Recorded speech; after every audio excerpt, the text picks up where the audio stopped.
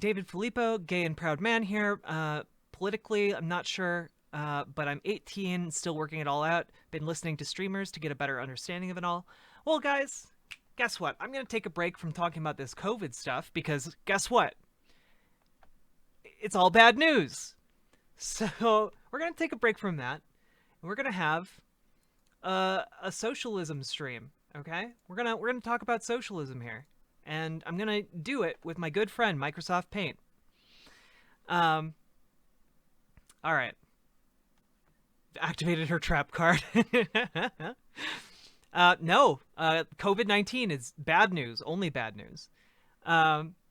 So here's kind of the pitch, right? A traditional company, right, is basically, a hierarchy. You can have brackets. You got a team under you, got more brackets, kind of goes like this. Boom, boom, boom. And basically at any one of these points, there you go. Will your socialism give government subsidized head pats? Sure. Why not? I don't think so. Socialism 101. I like this topic. Hell yeah. Okay. So this is the traditional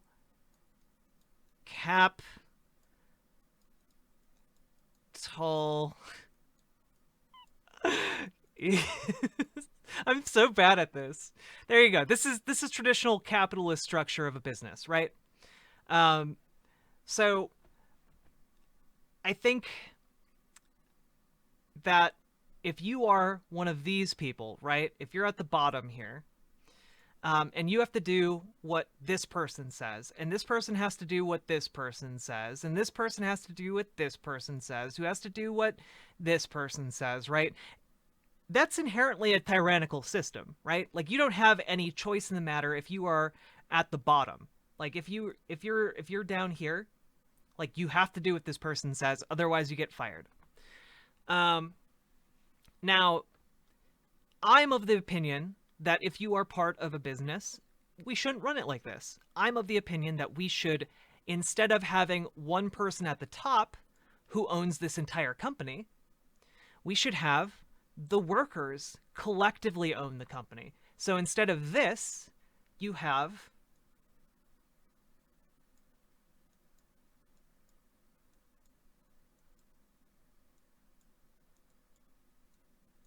this. You have this kind of a structure. Now, this is essentially socialism.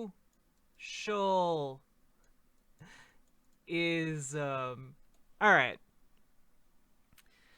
Could the workers own shares in a company to have this happen? Yes, that is one way of doing that. Okay, I'll get to that though, because that's kind of a later thing, right? So the workers are the ones doing the labor. They deserve more than what they are earning. Correct. Yes, that is part of it, but also workers deserve to have a say in their working conditions. So it's not just that they deserve more than what they're earning.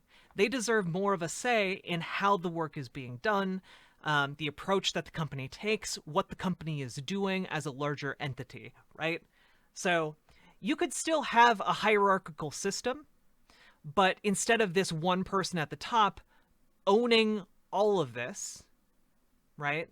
This one person at the top owns the entire system. You all collectively own this system at the top. And then it can also work that you have a hierarchy underneath, but everyone within that hierarchy still owns the entire thing.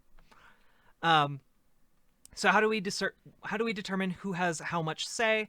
The people at the bottom of your chart are theoretically less skilled and more easily replaced. The janitor has the same say as the lawyer, the actuary, the CEO. Yes.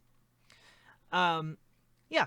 So basically, at the top of this company, like, everyone has an equal say in this, right? But there are different ways of running this sort of a system. Now, I need to point out that basically we have socialist businesses like this in the United States right now. They exist, and we call them worker co-ops. Um, and let me take a look really quick. I'm going to switch over here so nothing gets shown. I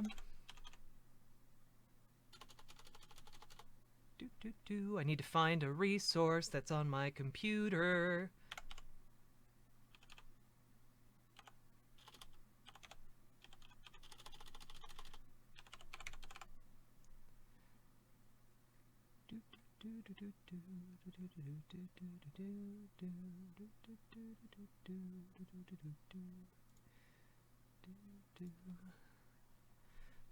Okay, here we go.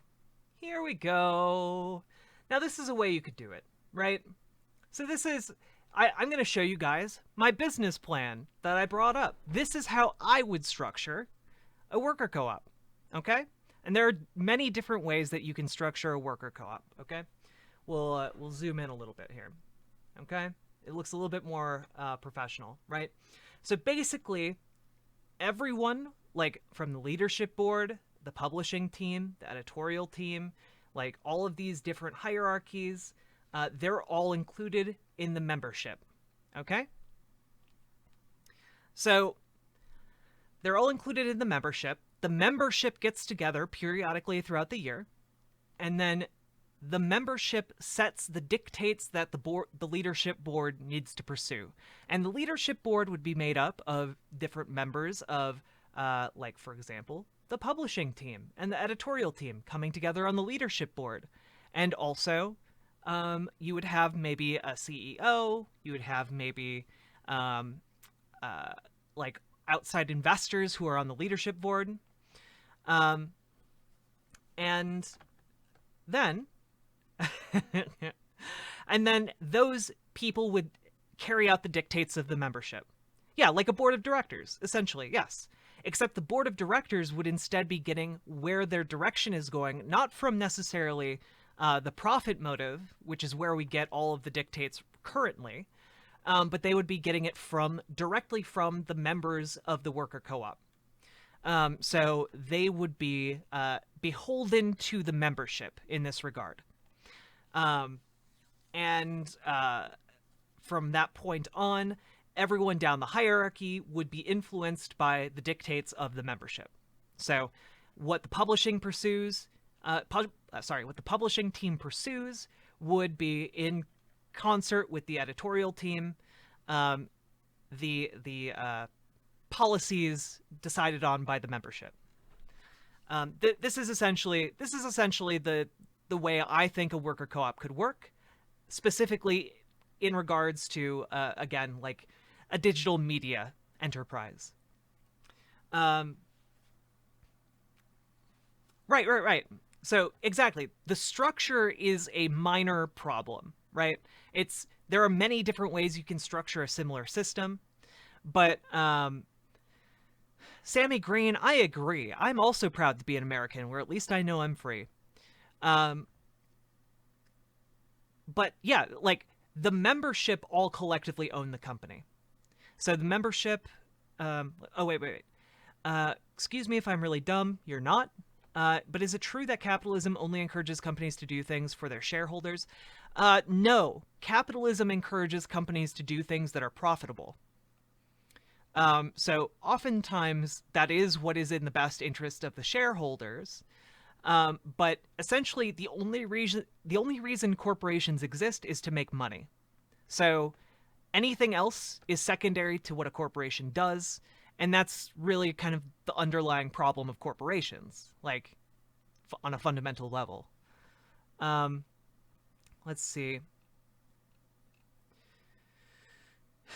But this is basically a way that you could structure a worker co-op, and I'm trying to make this make sense to people who are not familiar with worker co-ops. What about people who don't want to put in the time and effort to be knowledgeable enough to run a company? Do corporations still exist for people to just want to willingly punch a clock?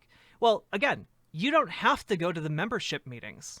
You don't have to participate in the worker co-op governing structure if you don't want to. Yeah, you don't have to go and do this. No one's gonna force you to go to the membership meeting to set the goals of the company. So yeah, you can just punch the clock and completely ignore these meetings if you want to.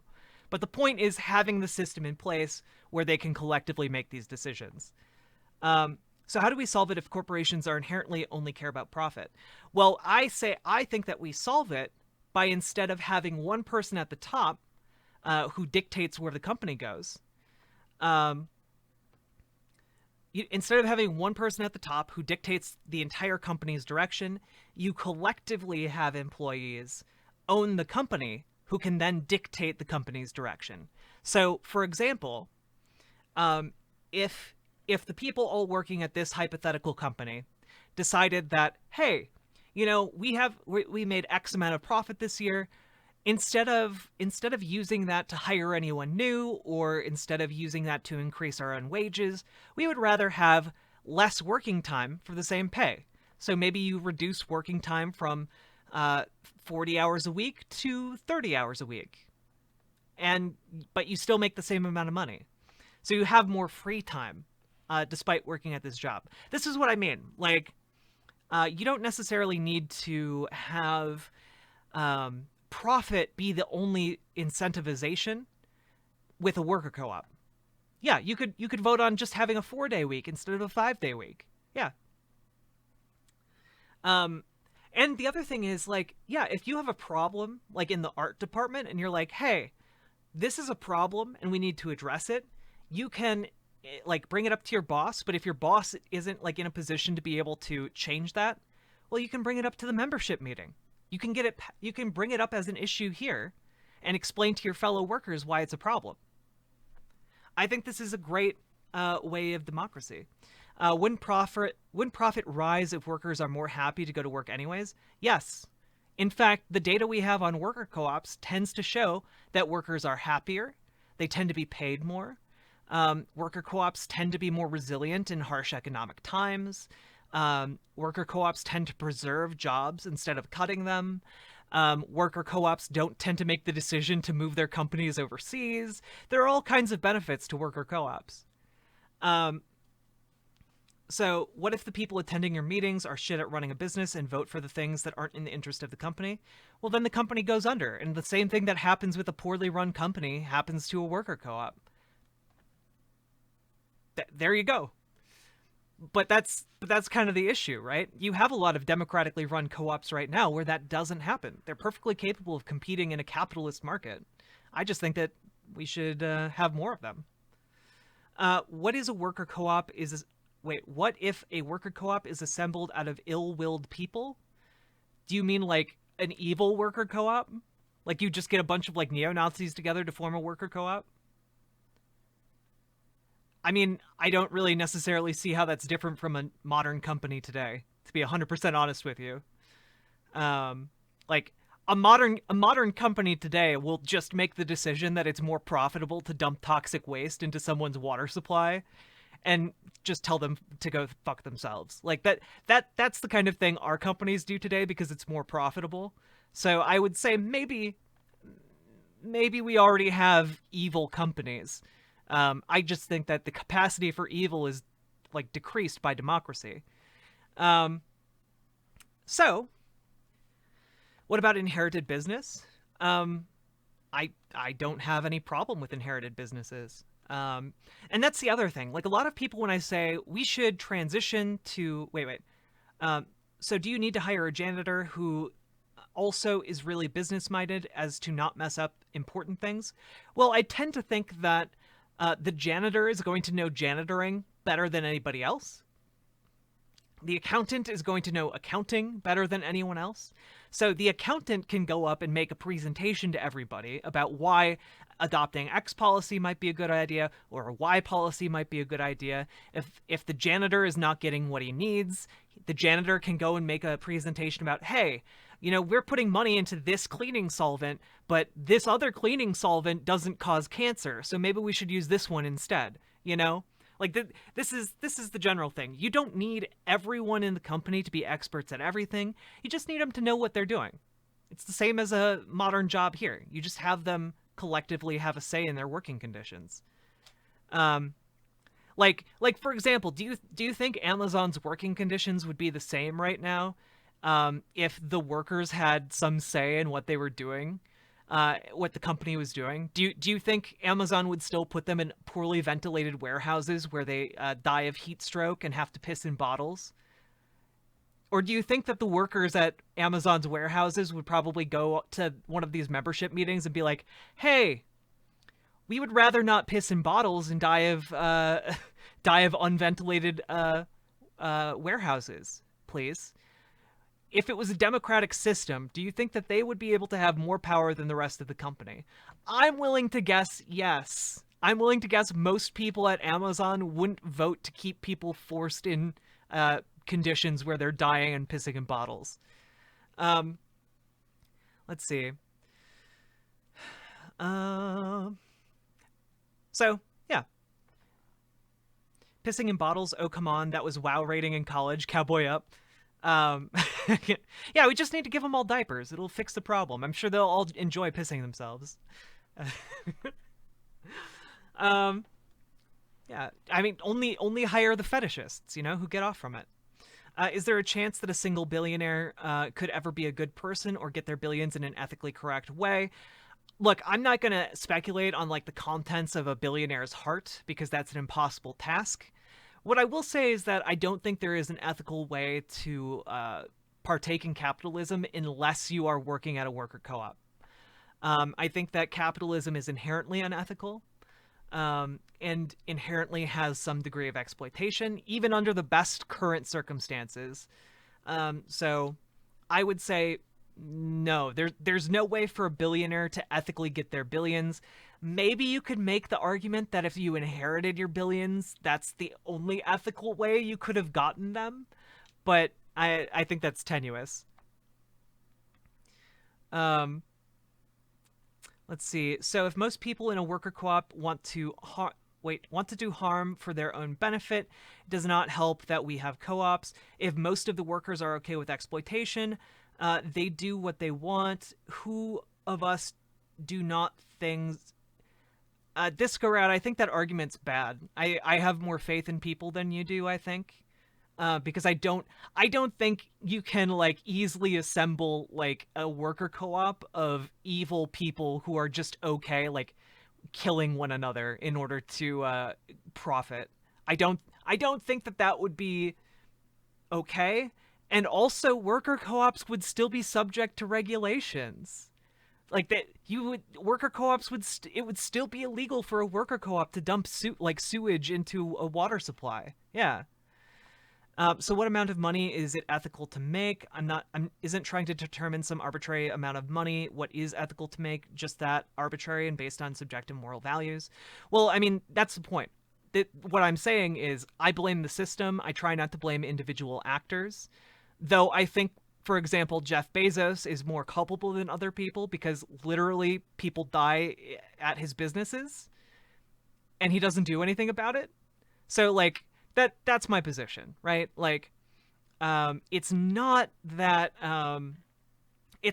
like capitalists are inherently evil. It's just that our system incentivizes a lot of really evil behavior. And so I think changing our system changes the decision-making paradigm that people make and can help us make better decisions. Let's see. I just think that billionaires are a particularly egregious example of how how deep this exploitation can go. But my free speech, it's not max valued, is made without being exploitative. It's fine. Yeah. So this is generally whoop, whoop. All right, there we go. So back to my shitty graphics. Okay, so you have capitalism, you have socialism, and essentially this is like the key difference between these two. You have a small minority making tyrannical decisions for the vast majority, or you have collective decision making via some sort of democratic process. Now, what does someone personally need with $1 billion? Whatever. Money is a social construct. True. So you're saying you can't run a business that makes billions of dollars without running your company like an asshat? it's look, my position is that capitalism is exploitative no matter how well you run it. No matter how kind you are to your employees, you're still like the tyrant at the head of the company making all of the decisions for them, and it's much more ethical to embrace democracy. Like, you can kind of make this same argument, right? Like, what if you had a really, really good king? Doesn't that make feudalism great? I would argue no. Like, yeah, you can have a really good king. A king can make really good decisions and be a really good leader. But even in the best case scenario for that, I would still prefer a democracy.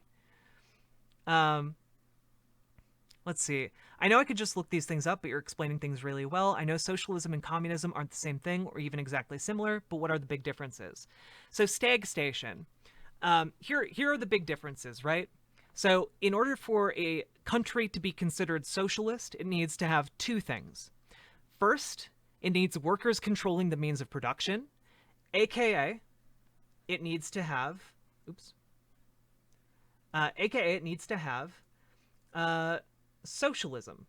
You know, it needs to, like, companies are socially controlled via democracy. Wait, that didn't make any sense.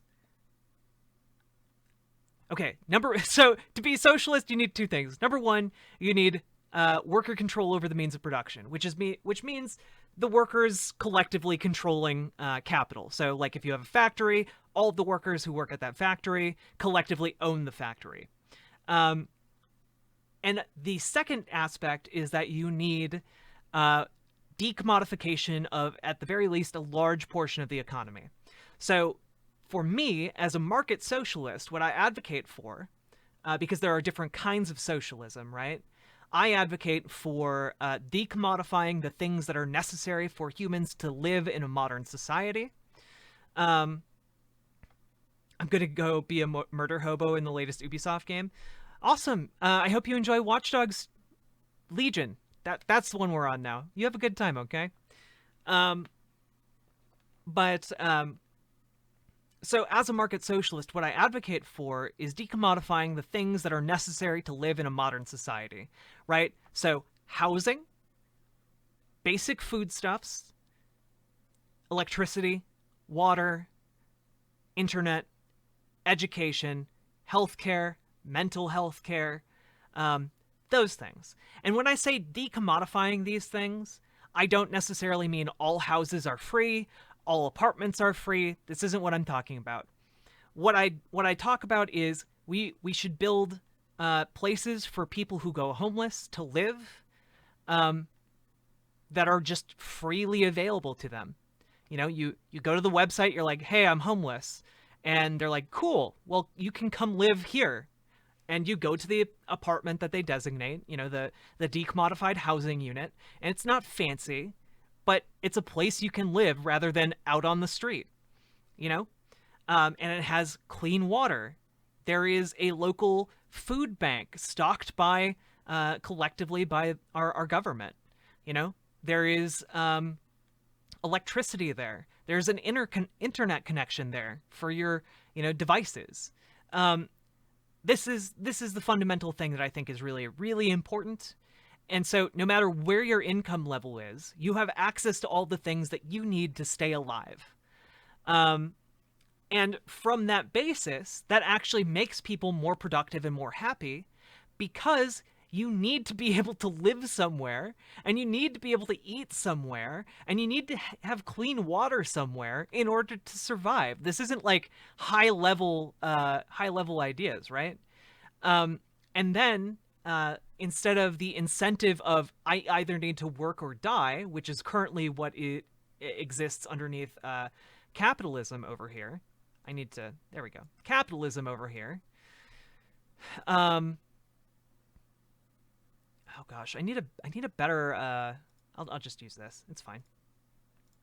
There we go. Cool.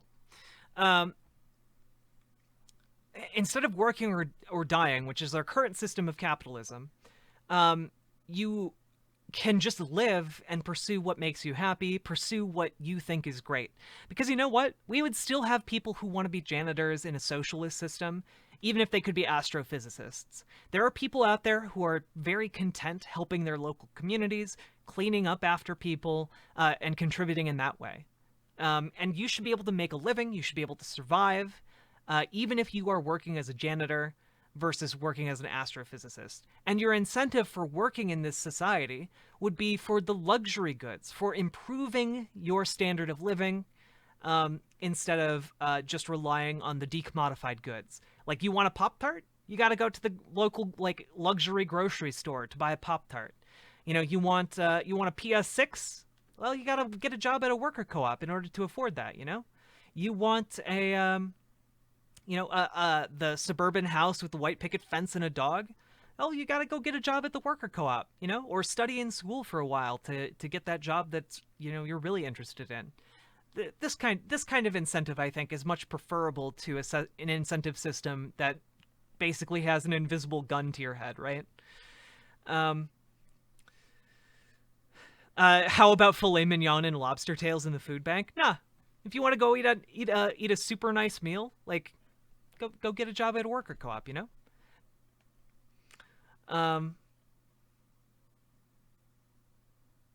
Let's see. So why Finland considered at most a democratically socialist countries? The workers don't own the means of production there, right? Exactly, Steg Station. So when a lot of people in America talk about bro loony, I'm not sure what you're talking about, but if you want to do something that isn't horribly offensive in my chat, feel free. But basically, the understanding of socialism in the United States is like, oh, the Nordic countries are socialist. Except they're not, because the workers don't own the means of production. There isn't sufficient amounts of decommodification. Now, they do have some socialist policies, but having some socialist policies doesn't make you a socialist country, if that makes sense. Let's see. If you guys want to help out Bro Looney in chat, please feel free.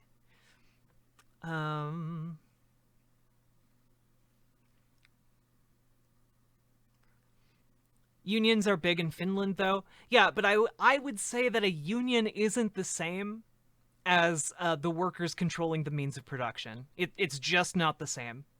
This is why a worker co-op is a good alternative. So yeah, a worker co-op isn't the same as a union, and worker co-ops, I believe, are superior to unions because worker co-ops are basically just the union being the company. So yeah, this is like kind of my position.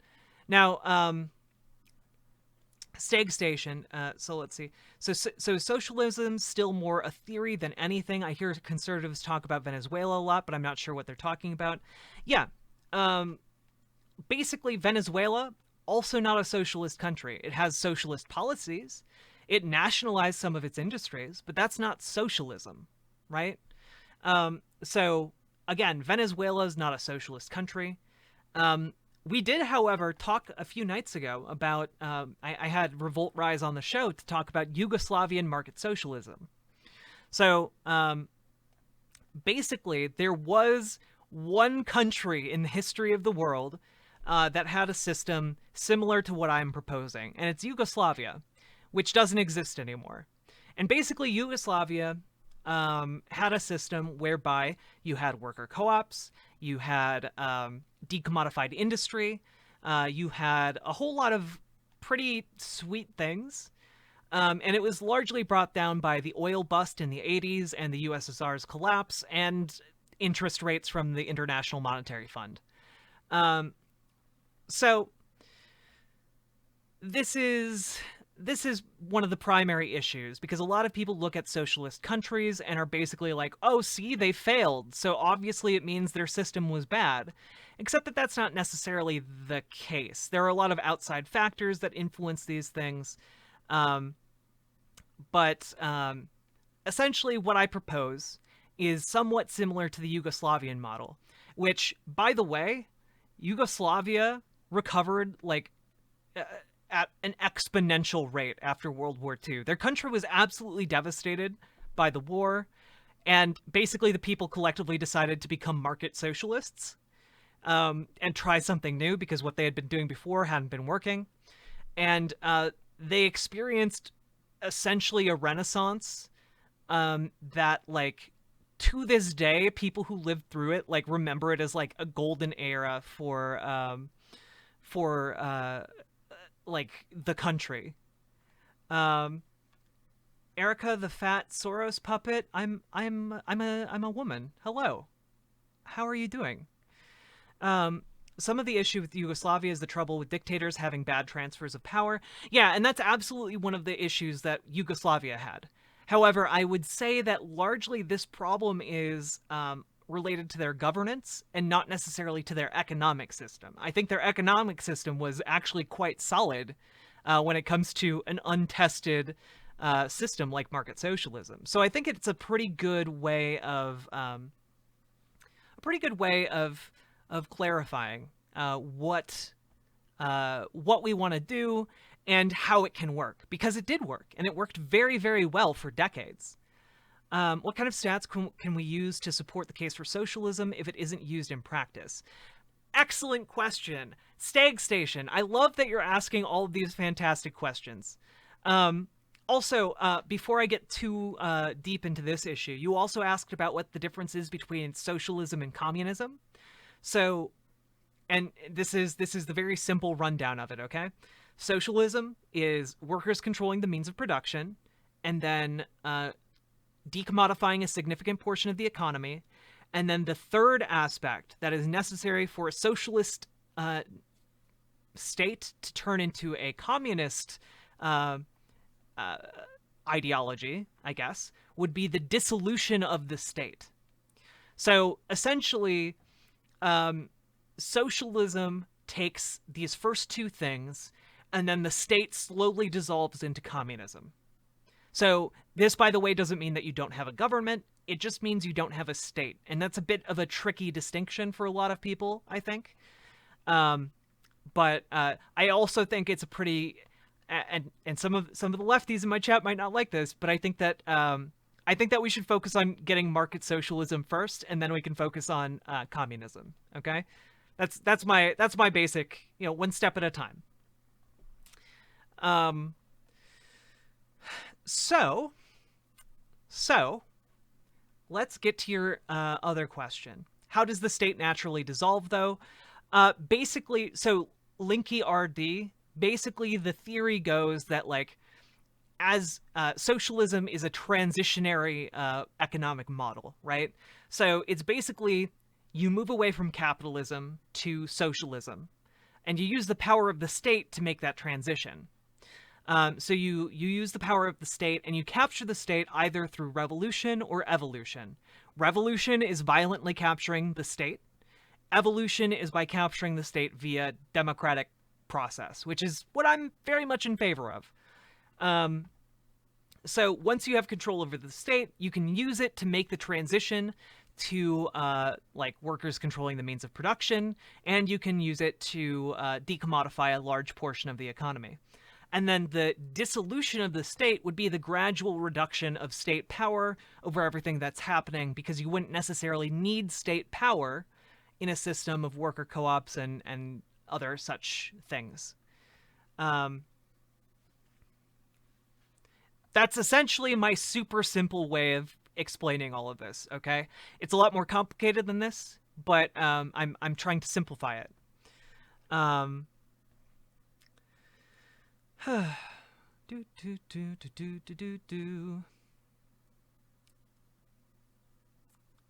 Let's see.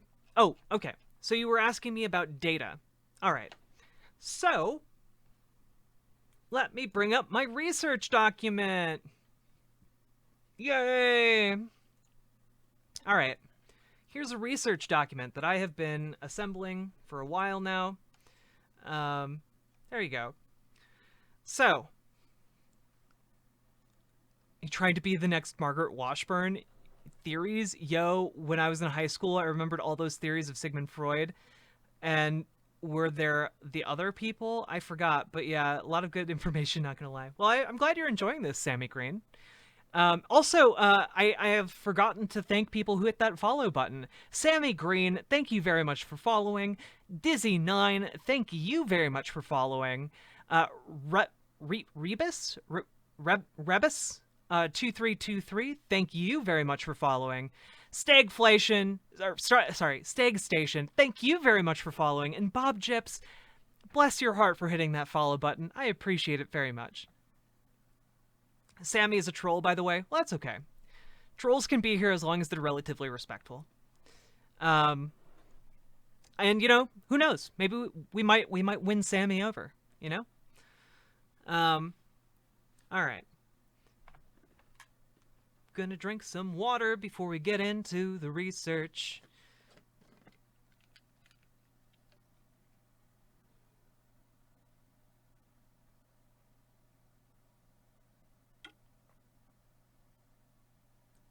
Agaf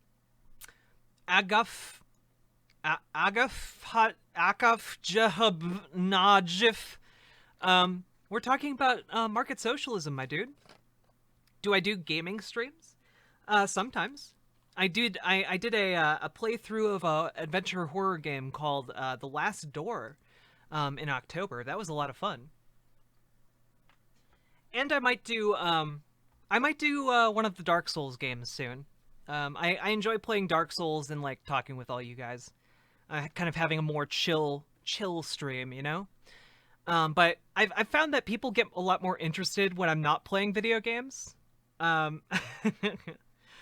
Have I publicly released this research? So this is not me doing the research. This is just me collecting a lot of other studies. So I'm happy to post them in chat, and you can look at them yourself, right? But so on this research document, I have several sections of these. Like capitalism leads to unnecessarily expensive healthcare that leaves out the poor, based on a ton of data and studies, because it does.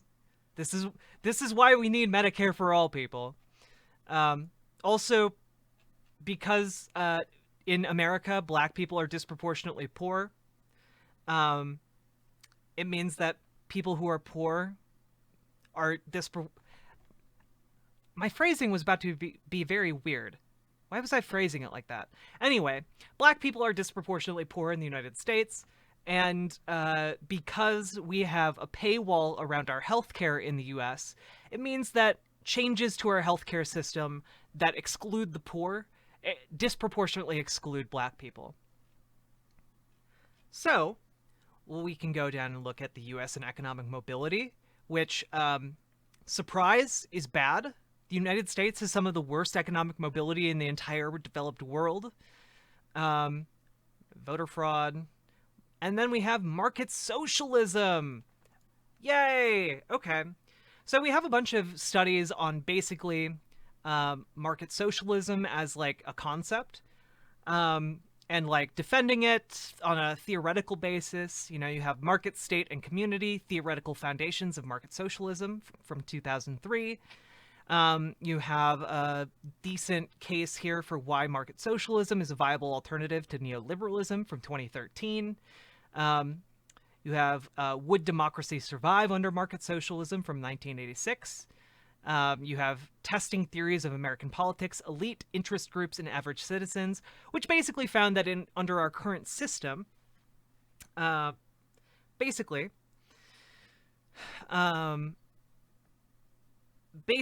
is that no matter how much like public support in our current system a policy has, like in the Senate, it has a 30% chance of being passed. Doesn't matter if it has a 0% support, doesn't matter if it has 100% support. It has a 30% chance of being passed. Because elites and special interest groups have far more influence than average citizens. Because capitalism incentivizes businesses to lobby for policies that are more favorable to them, and it twists democracy to its own ends. So that's part of the point here. But we get to what we were actually talking about, Stag Station, which is worker co-ops.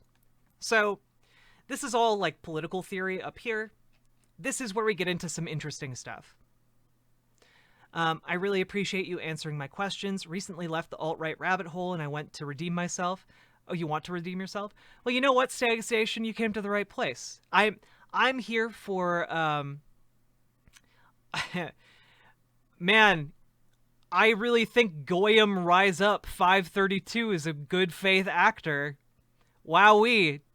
Definitely doesn't seem like a neo-Nazi to me. Anyway, but yeah, Stag Station, A, congratulations on leaving the alt-right, and B, this channel is all about hope-pilling people.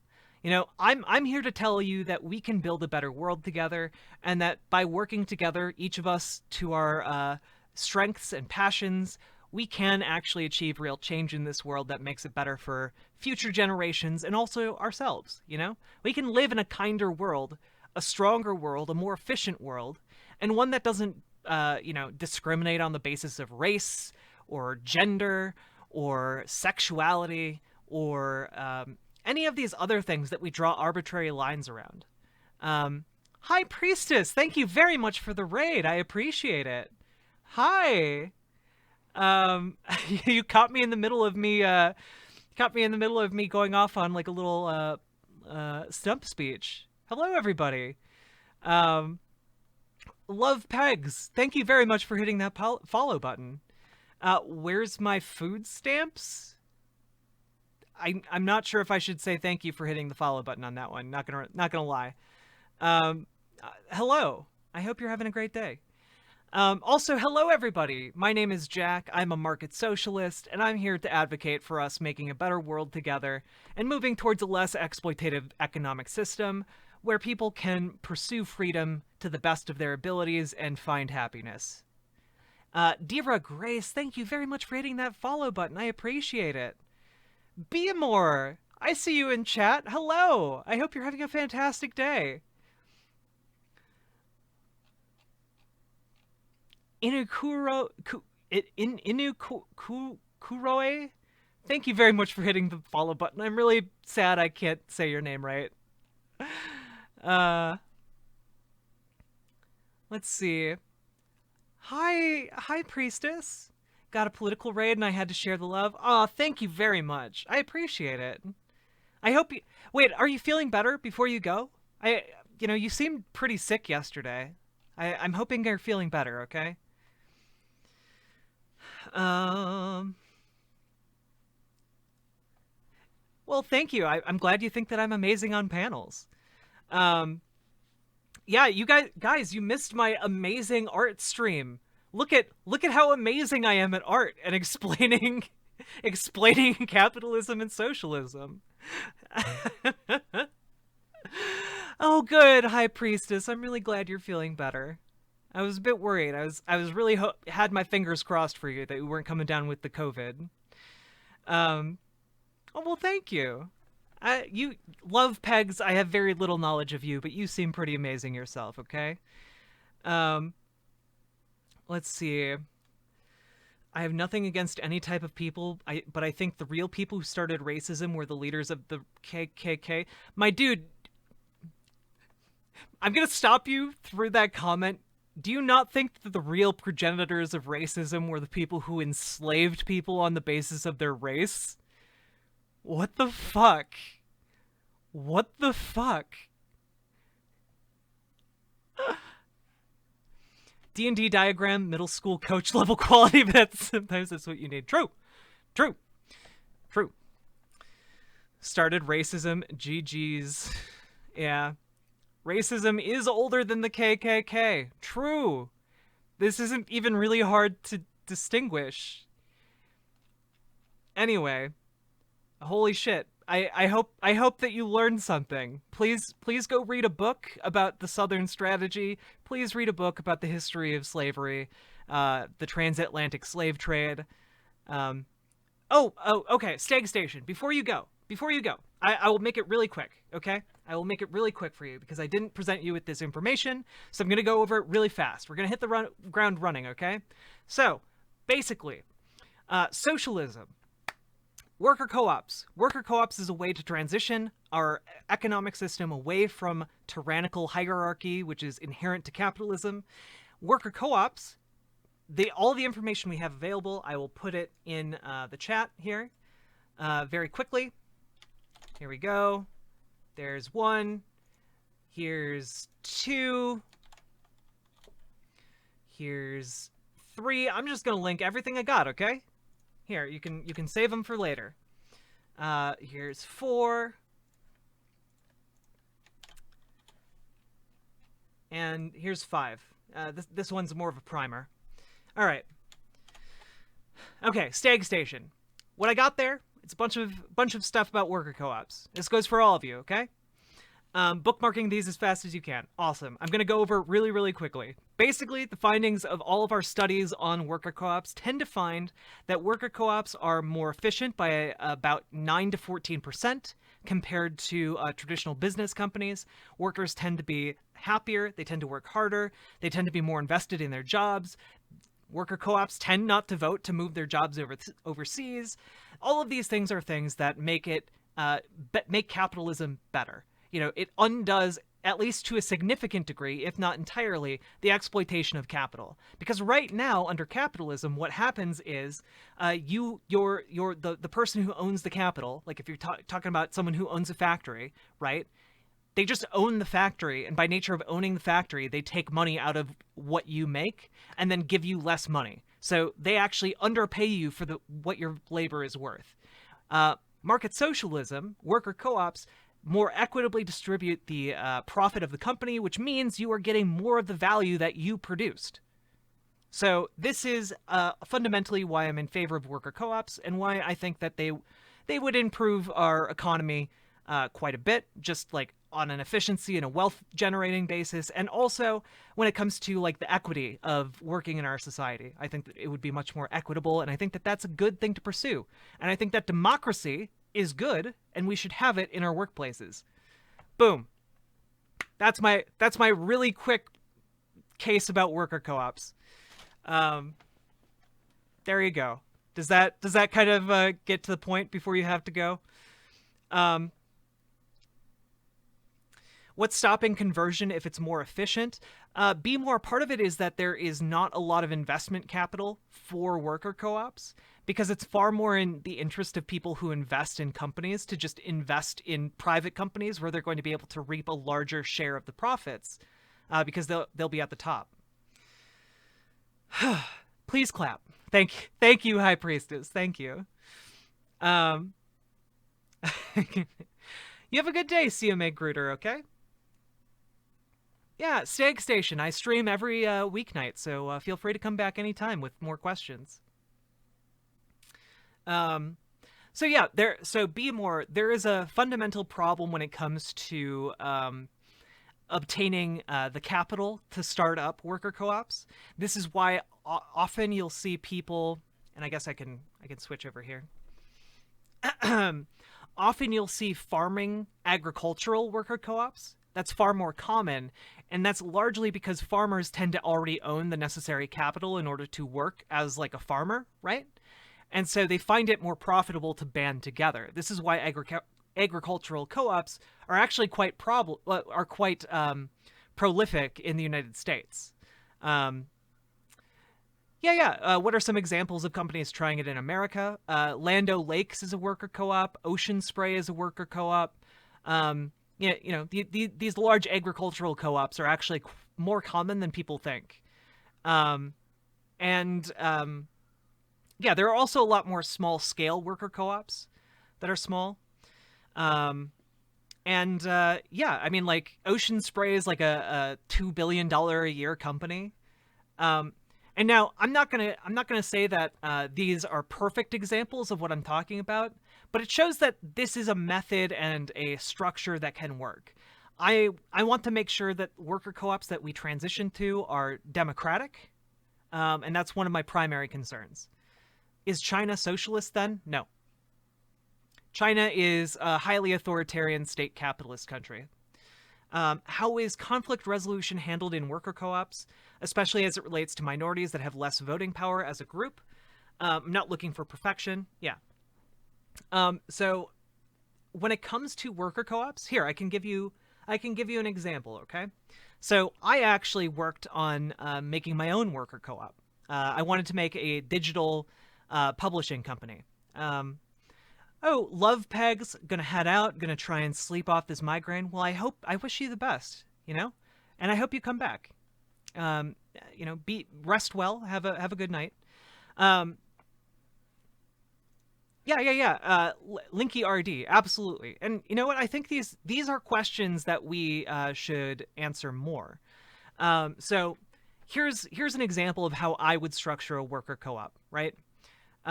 So basically, everyone in this area are members of the worker co-op, from editors all the way up to the leadership board. All of the members own a part of the company, and they have a say in what direction the company takes, right? Um, However, you have a leadership board, and you have a publishing team and an editorial team, and this is a rather simple like business structure, right?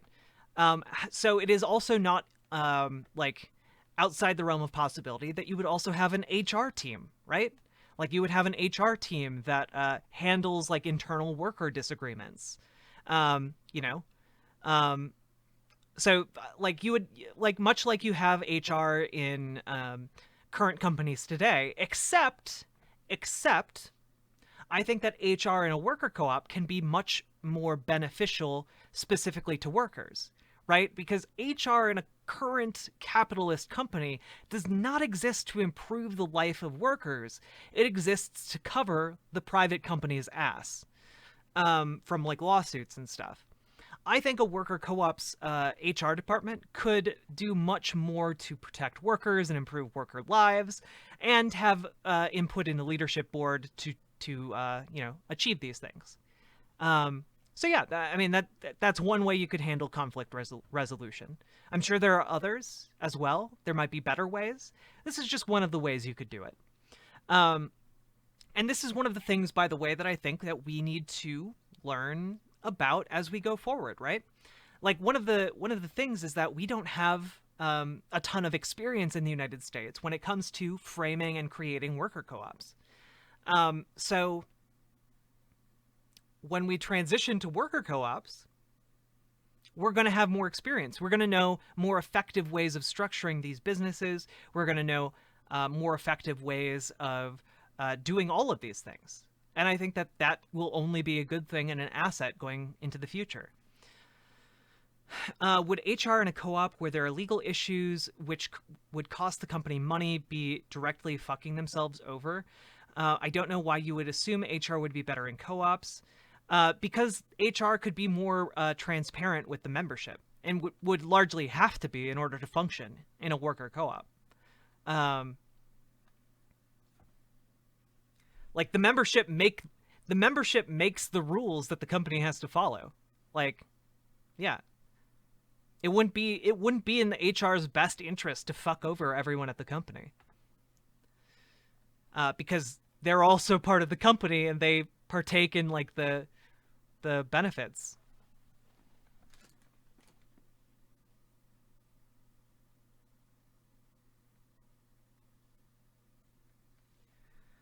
Boo boo boo. All right. Be in HR's best interest to make sure the lawsuits which would cost the company money don't happen. True, but also they have to be transparent with the membership. So that's my point. Let's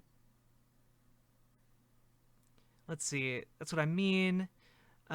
Direct interest because they own part of the company. Well, yeah, they do, but they're also responsible to everyone else in the company. This is my point.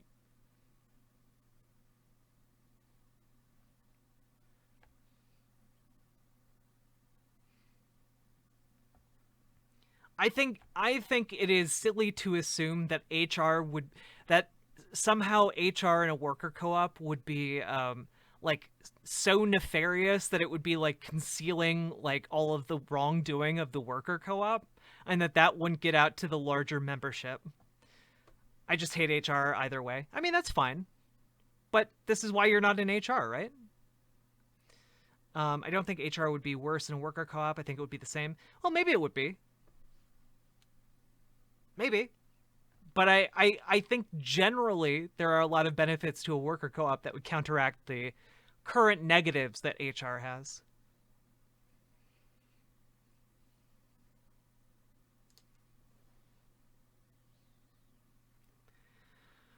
Whew. That was a lot of information that I just put out there. Let's see. Be more. Do you know the difference between like socialism and communism? Do you know what those like words mean? You said you were coming here to learn more. I just want to know where you're at. You know. I can kind of go over that quickly too. You kind of missed the first part of my spiel.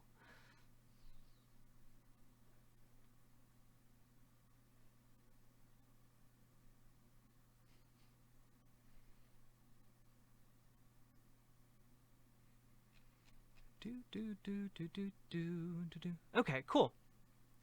Go over it anyway. All right. Basically, socialism has two main components. Workers need to own the means of production, and you need to decommodify a significant portion of the economy. So those are the two main elements of socialism. If you want communism, you have a third element, and it is the dissolution of the state. So, kind of. Kind of. For me? Oh, okay. Awesome. Okay. Yeah, so basically, yeah, again, workers controlling the means of production, which can be done a number of ways. My preferred way of doing this is via worker co-ops. And then decommodifying a significant portion of the economy. For me, my approach to that would be decommodifying the things that are necessary for people to live in a modern society. Because right now, if you're dehydrated, what aren't you going to pay for a glass of water? What aren't you going to pay for a doctor to save your life? What aren't you going to pay? There's a lot of really clear evidence here that we should be we shouldn't be putting up financial barriers to things that people need in order to live.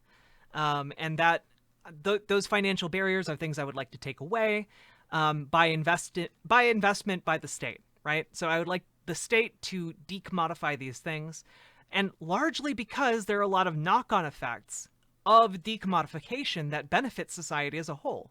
For example, if you give people homes, you actually wind up saving money because it means that they are then able to get their lives in order. They're able to accumulate material goods that they can use to better their lives.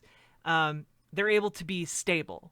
There are a lot of knock-on effects, too, of giving people health care. For example, instead of waiting until the last minute when they need to go to the emergency room, you can get people preventative care. And this way, it's a much more efficient system. Because a lot of people under capitalism have the idea that we don't collectively bear the costs of these decisions. But that's not true. Under capitalism, we still bear the costs of other people. You know, we're not lone wolves. We just have this perception that we are. Because we're told by capitalism, by capitalists, that we are individuals, that we are separate from everyone else, and that, we are interchangeable cogs in this great system, right? This is largely something that I take issue with because, again, if someone needs to go to the emergency room, and they go to the emergency room and they have their life saved, but it's something that could have been prevented by a much smaller intervention earlier on, well, the cost to society is still there. It's just being absorbed by private means, which means that can then be turned to a cost that we have to bear, like a larger cost to everyone else. So my argument is, why don't we just more effectively bear these collective costs?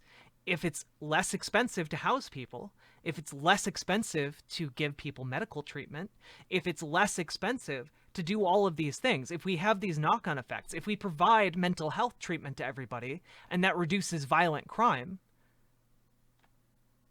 we're all benefiting from that.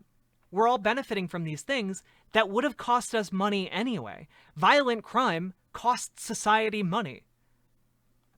So let's more effectively bear these costs and reduce all of these negative things. It's bad to have homeless people. Not because homeless people are bad, but because our system is failing these people. So let's have a better system where these people aren't being failed, where they can live, where they can build wealth, where they can live happier and freer lives. I don't think anyone in this country should be arguing that someone who's homeless is free when Jeff Bezos can literally like do anything on the planet. Jeff Bezos can fuck off and do literally anything. He's building a spaceship. A homeless person can't just go out and build a spaceship, guys. There is a fundamental difference of freedom here, and I think attaching your freedom to how much money you have, I think that's a really shitty system, and we should move away from that. So, yeah, this is my general position, right? We decommodify things. We move to worker co-ops. We move the incentive to work over to luxury goods and improving your life and being curious or serving your community. And I think that is a much better society. It's a much more efficient society.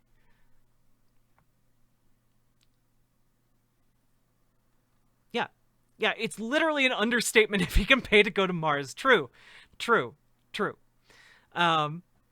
What happens to disabled people under market socialism? Well, again, you wouldn't be required to work in order to survive. Like you would worst case scenario, you have a place to live with clean water, you have access to food, you have all the things you need to survive as a disabled person. You have healthcare, you have mental health care, all the things you need to survive and thrive. You can go to college, you can go get a degree. You can do whatever you'd like to do. That's my position, right? Like, I want you, as a disabled person, to be able to do whatever the fuck you want to do and achieve it. Achieve whatever you put your mind to. And so my position is largely like, hey, my position is, hey, you should have everything you need to succeed. You shouldn't need to work in order to survive. And if you want to do something to serve your community, if you want to do something to research because you're curious about a subject, if you want to do something to just improve your station in life, you want to go out and live in a house with a white picket fence and a golden retriever puppy, you can do that. That's my general approach, I guess. Yeah. And I think when it comes to maybe like people who are too disabled or differently able to function on their own, I think there are a lot of people out there who would voluntarily take on the role of caretakers. I think there are a lot of people out there who would help people who need extra help. I think there are a lot of people out there who would definitely be for like giving them some form of like UBI in order to make sure that they're not stuck in a position that they can, have access to luxuries and stuff like that too. So yeah, I think that these are all good questions to ask. These are all fantastic questions. Like, guys, I'm honestly super happy with this stream because the last several streams I've done have been so spicy, with a lot of people coming in and just being super transphobic or just really yikesy. So this has been really nice. I'm glad you're all so curious to learn more about this stuff.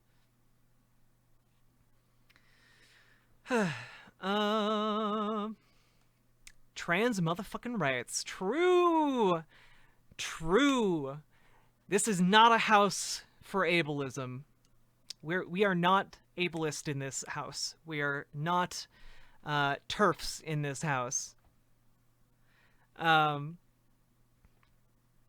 Trans commie cat girl gang rise up. True.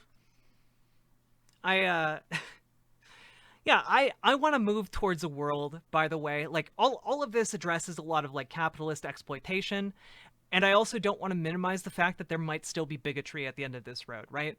Like I also want to move towards a future where like there's not racial discrimination, where we properly address the racial inequalities and inequities in this country.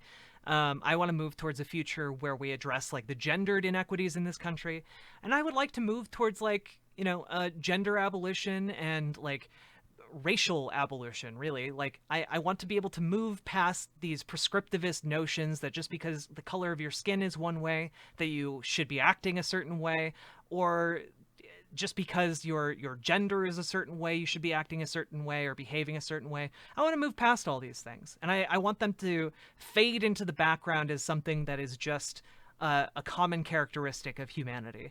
You have a gender identity. That's cool. Awesome.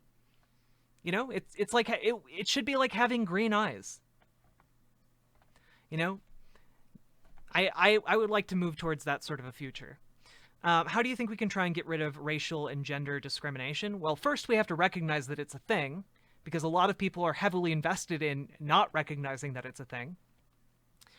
And second, I'm sorry. Somebody in chat just made me laugh.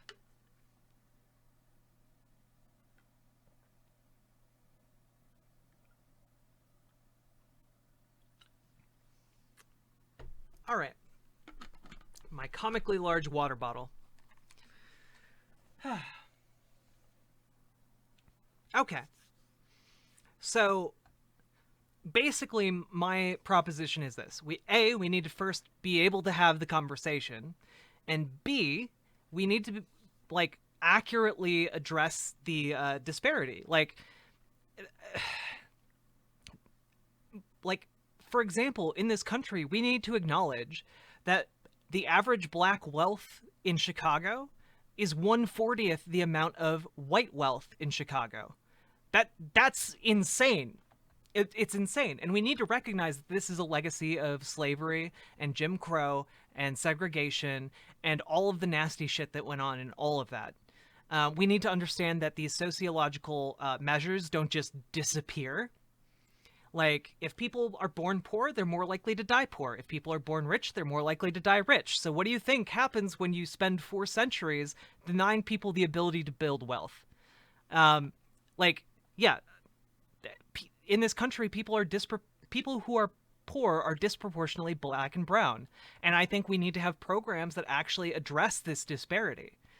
And like also act as a way of redress. We need to redress. We need to do some form of reparations.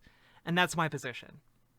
Now, what form that those reparations take is a very valid way of a very valid area of debate. I'm not entirely sure that I have the correct answer for it, but like investing in black communities, making special government loans available to black businesses.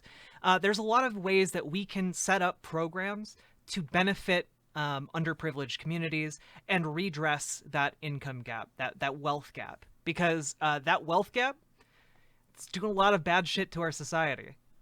It's doing a lot of bad shit to black people in particular. And that's bad for everybody. It's bad for everybody in a democracy where we're all connected together, you know? Yeah, like we need to fund schools. We need to build community centers. We need to provide systems and support for these communities. And it's not because they are like inferior and they need more help. It's because our system has ground them down over the course of centuries. And we need to start reversing that. And we need to have a system that builds them up. Would reparations be based on household wealth or race? I think it would largely be based more on like geographical areas. I think maybe that would be good. Like, largely too, because like geographically, we have segregated a lot of black people in this nation based on redlining. And so a lot of this is not just a race issue. It's also that we have turned race issues into community issues by basically forcing a lot of low-income people, again, disproportionately black people, into small areas, and then denying them the funding they need to actually succeed. Yeah. And yeah, I would also be open to like some sort of like household based reparations as well. I'm just not. I would need to do more research into the different ideas floating around and like the different ways of approaching that. I think because I don't know a ton about this aside from what I think the large overarching goals should be. Um, The failure of the Reconstruction era is very much to blame for today's problem. True. The North trusted the South far too much.